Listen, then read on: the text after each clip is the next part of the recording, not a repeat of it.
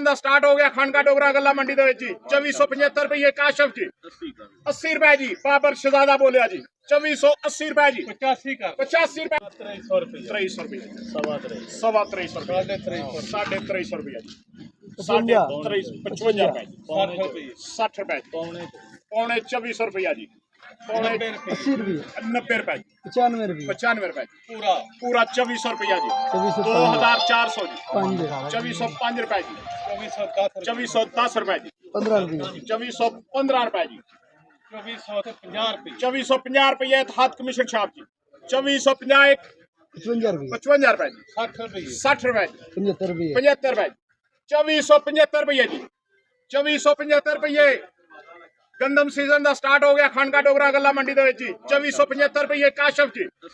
80 रुपए जी बाबर शहजादा बोलिया जी 2480 रुपए जी 85 रुपए मास्टर जुल्फकार साहब जी 90 रुपये शहजादे दे जी पूरा 2500 रुपया काशफ दा जी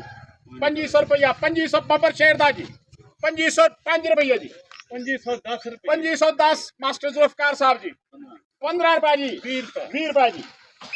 2520 रुपये मास्टर जुल्फकार जी 2520 मास्टर जुल्फकार दो 2525 रुपये काशफ जी 2530 रुपए जी 2530 जी अल्फेन खमसमिया तलातीन 2530 रुपये मास्टर जुल्फकार हाथ कमीशन छाप 1 2 3 जी 2200 रुपये 2700 जी अल्फेन सबा मियाँ जी अल्फेन सबा मियाँ यल्ला हबीबी यल्ला 2700 रुपया फाक साहब है इत्तफाक साहब पानसीर तो 2700 रुपया सर जी 2700 रुपया जी 2700 रुपया 350 तोड़े दी पैक जी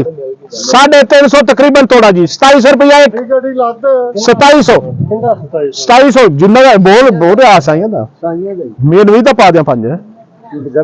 अच्छा 2700 जी फिलहाल 2700 जी बस जी 2800 रुपया जी 2800 साइया देना जी चलो 2801 2802 2803 जी।